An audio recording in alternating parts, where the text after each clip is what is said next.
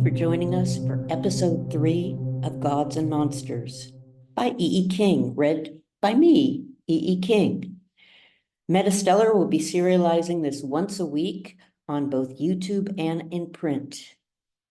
The story until now. The Fates, who own an occult shop in 1980 San Francisco, weave together all the lives of this story. So far, we've met 7-year-old River, who discovers a strange, pale, uncrying baby in a field. He is Gabriel, half vampire, half human. And now, chapter 4, Gabriel, San Francisco, 1961, music and moths. Gabriel never cries. Even as a baby, he grows into a strange, silent child given to night wanderings. He rarely speaks. He eats little. He is beautiful, hair glossy black, eyes bottomless indigo, teeth straight and perfect. He never has a cavity. He is, in fact, abnormally healthy, never catching a chill, a cold, or even getting a pimple. He has no friends, nor is he bullied. Something about him scares the other children. If anyone had stood beside him in the crowded dormitory bathroom or cramped changing rooms, they would have noticed that he has no reflection. If the nuns had made him play ball in the noonday sun as they do the others, they would see he has no shadow. But all keep their distance. Gabriel doesn't mind. He doesn't long for friends. He's the only orphan who doesn't care that the sisters don't allow pets. Why would he? Anytime Gabriel walks by a tree, birds drop round his feet, their small feathered bodies still as leaves. Insects turn to dust, flowers wither, creatures large or fleet enough run, the smaller burrow underground. Gabriel is unmoved. The only time Gabriel shows interest is when the sister's ancient record player breaks down. It's not Sister Agnes's grief that moves him, nor Sister Maria's cry of distress. He doesn't care for temporal sorrow. Rather, it's the expiry of that which seems immortal. Black plastic and cold metal, which should eternally sing, have become as silent as bone. He glides toward the mute turntable. If the nuns hadn't had their eyes filled with tears, they might have noticed his feet don't touch the ground. They are so trapped and lost, they don't even try and stop him. He doesn't touch the record player before it begins to revolve. The needle presses down. Music fills the air. The nuns are so grateful, they don't even notice that the melodies aren't quite the same. The harmonies are slightly off. All the hymns play in minor keys. They sound more like laments than hallelujahs, more like dirges than rejoicing. When the record player wafts Ave Maria out into the night, Luna moths, wings spanning 7 inches, flock round the orphanage. They hover in the air like jade dreams before drifting lifeless to the ground. Entomologists gather round their bodies in awe. Lunas, native to Canada and the northeastern states, have never been seen as far south as Healdsburg. It's taken as a sure sign of climate change. In the twilight, bats circle, plucking the stunned insects out of the air before they even hit the ground. 2 weeks later, when the sisters sell the record player at the church bazaar, the moths disappear. But when the children are taken out for a night's stargazing, the lunas return, raining down on them like soft green tears. Chapter 5, River, Healdsburg, 1963, A Cry in the Night. When the next full moon rises, topping the trees with silver, River, en route to the tavern again, hears a nightmare cry. He runs home, afraid to pause, afraid to hear velvet tread padding behind. At the door, Alma is waiting, lips tight and white. "Where's your father?" she shrieks. "You didn't look, did you? Why are all the men in my life useless? What have I ever done to deserve this?"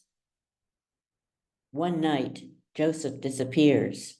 After that, Alma takes in laundry and does housekeeping at local hotels. It's slow in the winter when the fog hangs thick in the redwoods, always cold and damp. Alma tries to branch out, hoping to supply cakes and pastries to the nearby B&Bs. She mistakes powdered sugar for flour, and her cinnamon spice cakes burns, scenting the house with bitterness and disappointment. Her pie dough, which should rise, light as dreams, sticks in the throat like heartache. Even the packaged custard she buys won't gel and must be flushed down the toilet.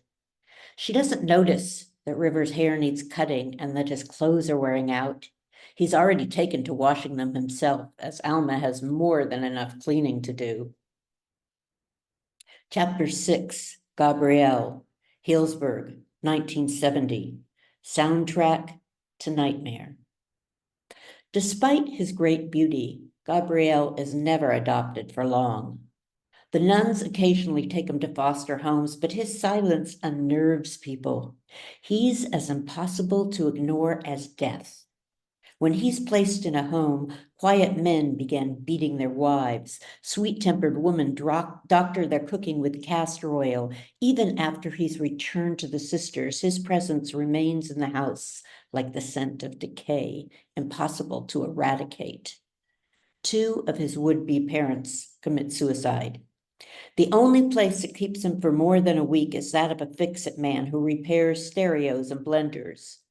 All Gabrielle has to do is drift near a broken object and it works again, good as new.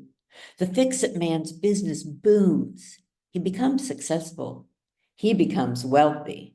No one seems to notice that the refurbished stereos only play in minor keys, or that the small, curious fingers of children get caught more often than usual in the whirling blades of repaired blenders.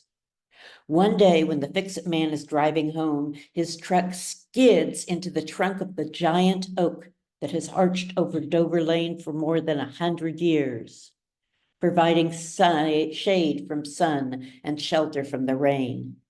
The fix-it man never awakens. He drifts into a coma, a sleep so like death that dreams fear to enter.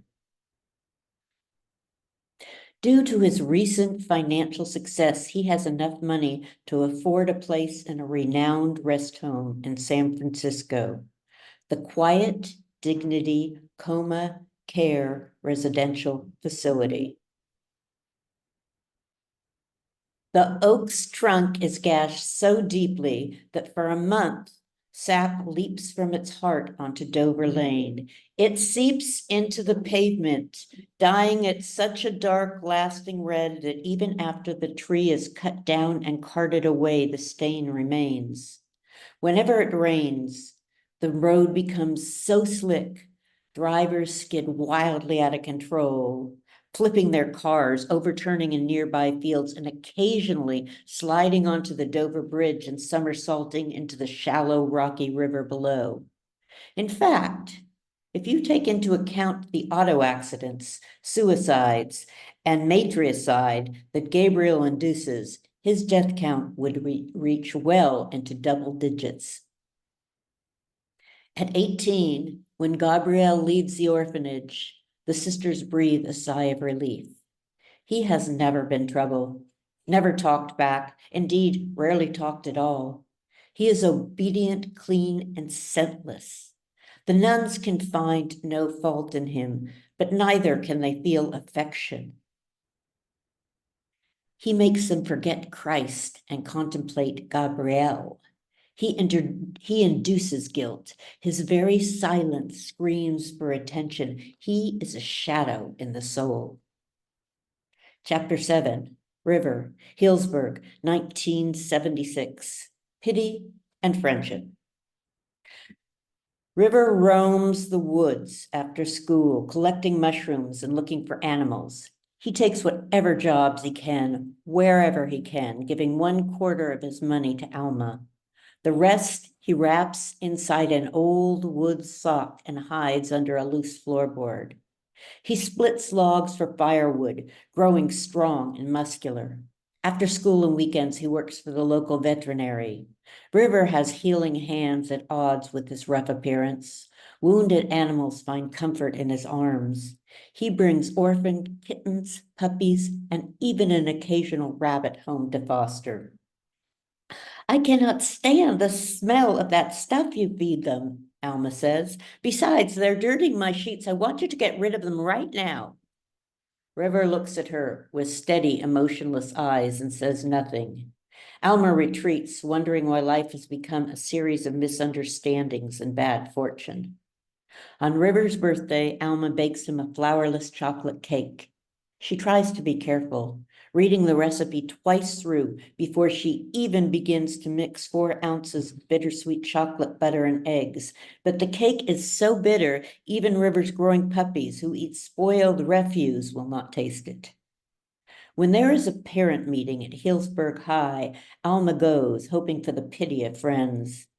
She doesn't realize that pity and friendship never reside under the same roof. Over punch and cookies, the mothers chatter like whales. Only Animal's banana bread, sour with resentment, is left untouched.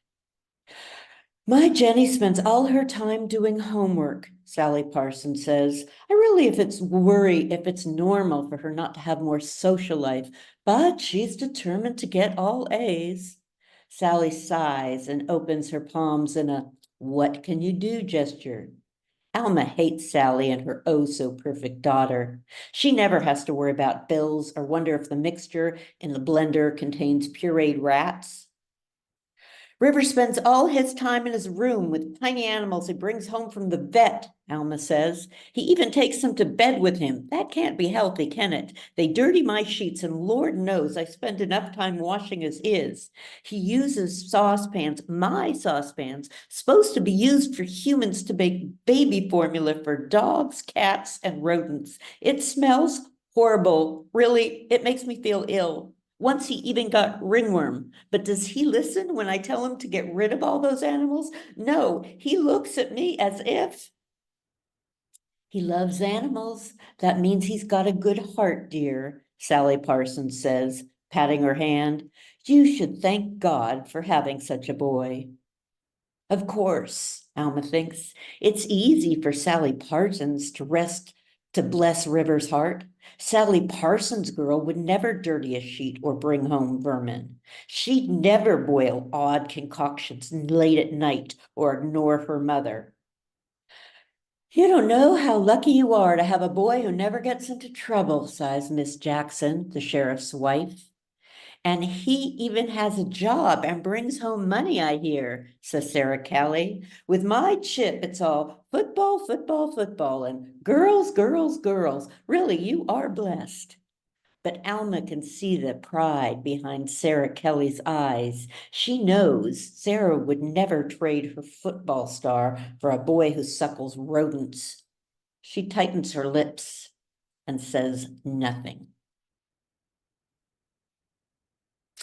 Thank you for joining us.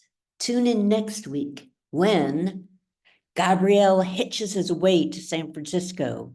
Truckers desperate for company or lonely men drawn by his shining beauty pull over and throw their doors open wide. But after only a few miles, they turn off into small towns, muttering about relatives to visit or business to attend to. They take small dirt roads, adding days to their trip in order to avoid Gabriel's bloodless presence and bottomless eyes. Gabriel's presence in their cars is like the scent of mortality. Thank you for listening. Tune in next week or read more on MetaStellar. Links below.